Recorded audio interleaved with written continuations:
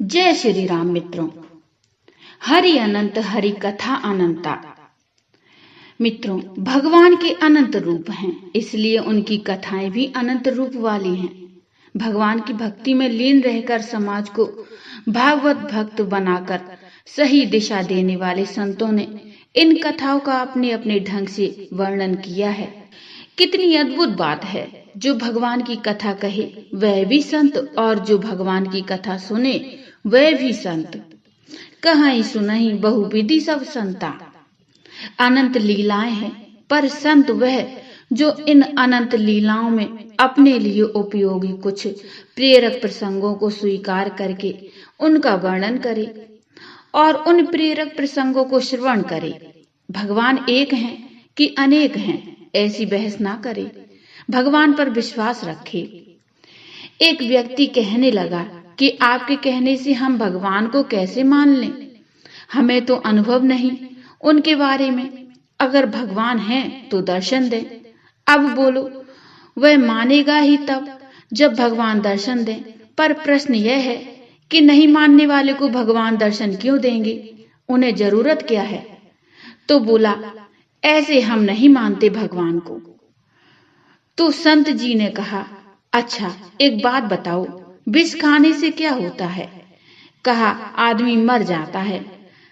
तो संत जी ने कहा, तुमने कितनी बार खाया, अनुभव है? और अगर विष खाने का अनुभव करके बताते तो बताने लायक बचते। तो बोला, बहुत लोग खाकर मर गए, डॉक्टर कहते हैं, हकीम कहते हैं। संत जी ने कहा, डॉक्टर वैद्य हकीमों के कहने से मरने वालों को देखकर तुम्हें विष पर तो विश्वास है, और जिसके लिए वेद कहते हैं, पुराण कहते हैं, शास्त्र कहते हैं, कई संत उनका भजन करके आनंद को उपलब्ध हो गए, तो उन विश्वपति परमात्मा पर तुम्हारा विश्वास नहीं है और विष पर विश्वास है और अपने को तार्किक कहते हो। संत जी बोले, हम ऐसे कुतर्क करने वालों का खोखलापन बताने की ही कोशिश कर रहे हैं। अच्छा चलो, भगवान को क्यों नहीं मानते हो? बोले, हमने नहीं देखा। अच्छा, देखा नहीं, सुना है, सुनी हुई बात हम नहीं मानते। अच्छा नहीं मानते, मैं एक बात पूछता हूँ, आपका किस परिवार में जन्म हुआ? ज्यादा से ज्यादा 2-3 पीढ़ी तक के नाम मालूम होंगे, बहुत हुआ तो 5 पीढ़ी तक। उसके बाद मान लो कोई कहे कि आपके प्रपितामह थे, बाबा के भी पिता। अब आपने देखा तो होगा नहीं, कैसे मानते हो उन्हें? नकारो कि तुम्हारे कहने से हम कैसे मान लें उन्हें, लेकिन उन्हें मान लेते हैं। उन्हें मानने में कोई कठिनाई नहीं। जिन्हें देखा नहीं है, जिनके बारे में केवल सुना है, और बड़ी श्रद्धा से मान लेते हैं कि वह ना होते तो हम ना होते, इसलिए हम उन्हें स्वीकार कर लेते हैं कि वह ना होते तो हम ना होते।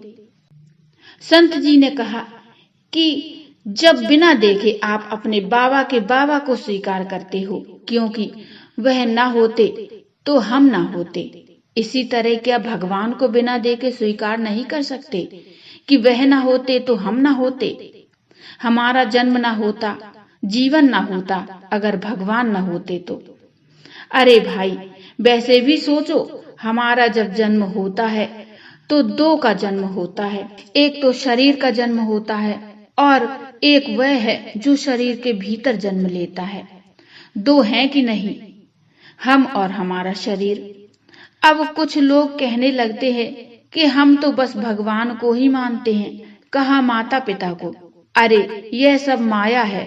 तो लोग कहते हैं भाई बड़ा त्यागी है, और दूसरे ऐसे लोग भी होते हैं जो कहते हैं कि हम तो अपने माता पिता को मानते हैं, यही हमारे लिए भगवान है, इनके अलावा न कोई भगवान है। होंगे जिनके लिए, हमारे लिए तो माता पिता ही भगवान है बस। बोले, हम ज्यादा प्रपंचों में नहीं पड़ते, हमारे लिए तो माता पिता भगवान हैं। दोनों एक तरह की बात कहते हैं। एक कहता है कि हम भगवान को मानते हैं, माता पिता को नहीं मानते। दूसरा कहता है हम माता पिता को मानते हैं, भगवान को नहीं मानते। लेकिन इनसे एक बात पूछो, कौन सी बात सही है? वैसे हमारे विचार से तो दोनों ही बातें सही हैं। माता पिता को भी मानना चाहिए और भगवान को भी मानना चाहिए। तो बोले कि दोनों को क्यों माने? हमने कहा कि इसलिए कि यह जन्म दो का है। जिसने शरीर को जन्म दिया उन माता पिता को भी माने, और शरीर के भीतर जो है उसको जिसने जन्म दिया उस भगवान को भी माने। इसलिए भगवान को मानना चाहिए। भगवत कृपा प्राप्ति। 3 प्रकार की भगवत कृपा होती है। एक कृपा, एक विशेष कृपा, एक अद्भुत कृपा। ये 3 कृपाएं होती हैं भगवान की। किसी का पुण्य थोड़ा है, उसके ऊपर एक कृपा हुई। किसी का पुण्य विशेष अधिक है तो 2 कृपा हो गई, और किसी का बहुत पुण्य है तो तीसरी कृपा होती है। ये तीनों दुर्लभ हैं, बहुत दुर्लभ। हजारों में एक ऐसा नहीं, लाखों में एक ऐसा नहीं, करोड़ों में एक ऐसा नहीं, अरबों में एक ऐसा नहीं, अनंत में एक ये ऐसी कृपा है। पहली कृपा, मानव देह प्राप्त होना। ये मानव देह सब देहों में श्रेष्ठ है, देवताओं के देह से भी श्रेष्ठ है। दूसरी कृपा, महापुरुष का मिलना। ये विशेष कृपा, जिसको भगवत प्राप्ति हो गई हो, जो भगवत प्राप्ति का सही मार्ग जानता हो, हमको बता सके, ऐसा वास्तविक महापुरुष अगर किसी को मिल गया तो ये नंबर 2 की कृपा हुई। तीसरी कृपा, तीसरी चीज जो सबसे महत्वपूर्ण है, जिसको अद्भुत कृपा कहते हैं, मूर्ख कहते हैं, जिज्ञासा, वो पाने की व्याकुलता, जो हमारे ऊपर नहीं हुई या बहुत कम हुई। बार बार सोचो कितनी बड़ी भगवत कृपा मेरे ऊपर है। अगर मृत्यु के 1 सेकंड पहले भी आपको यह बोध हो गया कि मैं कितना सौभाग्यशाली हूँ, कितनी भगवत कृपाएं मेरे ऊपर हुई हैं। देव दुर्लभ, मानव देह अनंत जीवों में किसी किसी भाग्यशाली को ही मिलता है। फिर मेरे जैसा सौभाग्यशाली कौन होगा जिसको ऐसा श्याम सुंदर मिला, जो केवल कृपा ही करता है। जब उनका अनुग्रह प्राप्त है तो निराशा की क्या बात है। धिक्कार है मेरे जीवन को। अपनी बुद्धि को उनके श्री चरणों में डाल दो तो निराशा हट जाएगी, और अगर हट गई और मृत्यु हो गई तो अगले जन्म में आपको आशावाद के अनुसार ही फल मिलेगा। अगर कोई गलती हमसे हुई भी है तो भविष्य में अब गलती ना करें, ये प्रतिज्ञा पूर्वक चिंतन के द्वारा ठीक कर लें।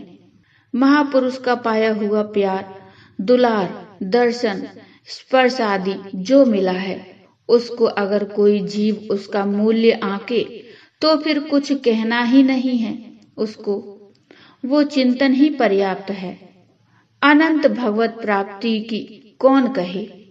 और अगर मूल्यांकन न करेगा तो कितनी कृपा भगवान कर दे, कितने ही सामान लाके आपकी गोदी में रख दे और आप उसका मूल्य ही नहीं समझना चाहते, तो ये आपकी कमजोरी है। अगर कोई महापुरुष का महत्व नहीं समझता तो उसको महापुरुष के मिलने से कोई लाभ नहीं मिलेगा। उसको उतने % ही लाभ मिलेगा जितने % वह उसको महापुरुष मानेगा। तो जितना अधिक महत्व समझोगे उतना लाभ मिलेगा।